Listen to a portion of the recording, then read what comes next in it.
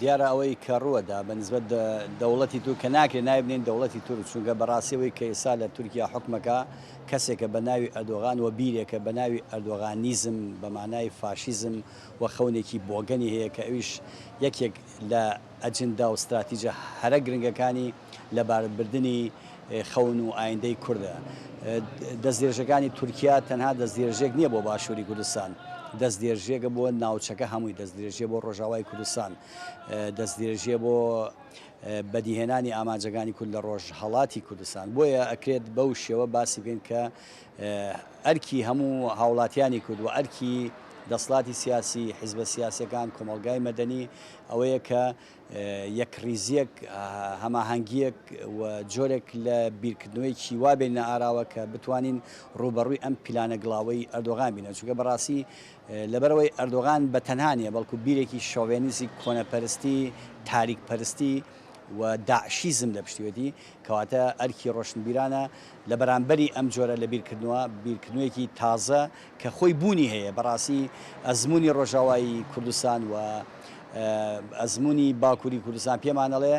بیرێک بوونی هەیە، بەڵام چۆن لە باشووری کوردستان گەڵاڵەی بکەین و بووین بە خاوەندارەتی لە ئەمە بشکەین کە بریتە لە خاوەندارەتی لە کوردبوون بە معنای مرۆڤایەتی، تەجاوزکردنی ڕەگەزپەرستی، ڕەگەزپەرستی کورد بێ، تورک بێ، فارس بێ. بۆیە لێرەوە من بانگی هەموو ڕۆشنبیران و هەموو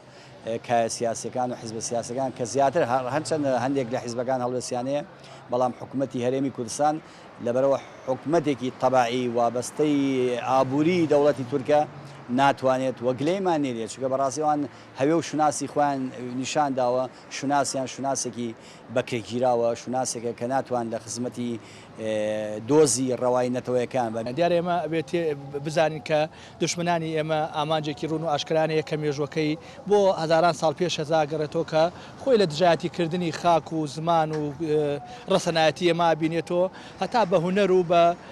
کەلوپەل و بەرگیشمانەوە.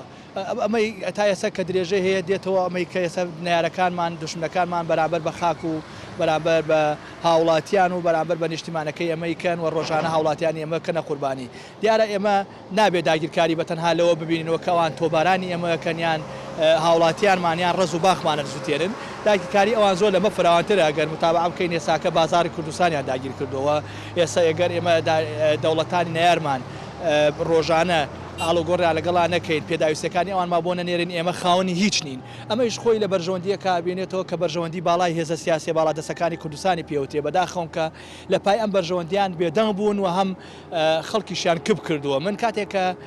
هاتم بۆ لای بەڕێستان بیرم لەوە کردو ئێمە دوجار ئەبێ بە شێوازێکی تر بیر بکەینەوە، جۆرێکی تر لە ئەندامی حیزب و تاکی حیزب دروست بکەین و ئەو ئەندامی حیزب و تاکی حیزبە جەریئی هەبێ دژ بێ بە بەرژەوەندی باڵای سەرکردە سیاسیەکەی حیزبە سیاسیەکەی، چونکە ئەوانە دوجار کۆمەڵی بەرژەوەندی کۆی کردوونەتەوە کە خۆی لە مانەوەی پێگە و کورسی و دەسڵات تابینێتەوە لە بەرژەوەندی ئابووریا خۆی بینێتەوە. زۆر لەوانە بوونەتە بازرگان و تەواوی لە ئەنجامی ئەو بێدەنییان توانیوانە زۆر شت بەدەست بێن کە دوجار بە زەرەری نیشتیمانەکە و گەلەکەیشانەشکێت. ئێمە شتێکەیە کە پێویستە کرد هەمان بێ نەمان بووە، ئەویش یەکێتی میلەتی کوردە و یەکێتی هێزە سیاسیەکانمانە کە هەتاکو ئێساکە دروست نەبووەویش لەبەرەوەی کە بەرژەوەندی هێزی سیاسی باڵادەسە. ئێمە نابێ بە تەمای ئەوە بین کە دەوڵەتانی زلهێز دێن حەقی ئێمە وەرەگرن، یان دژی تۆبارانکردنی ناوچەکانمانەوەس، یان دژی هاوڵاتی تاکی کوردی ئەوەسن و ئێمە بێ بتێ بگەین تەواوی ئەو پلانانە، تەواوی پلانی هێزە سیاسی جیهانیەکان دش بە ئێمەیە دێن هاوڵاتیانی ئێمە کەنە قوربانی لە پێناو بەرژەوەندی خۆیانە. بەمە پێویستیمان بەوە هەیە کە ئێمە میلەتەکەمان ڕۆشنبیر بێ، میلەتەکەمان بە مافەکانی خۆی بزانێ و خەبات و تێکۆشان بکات لە پێناوی مافەڕەوەکانی خۆیان و داوای یەکێتی هێزە سیاسیەکان کا بۆی دش بە نارەکانمان بۆسینەوە.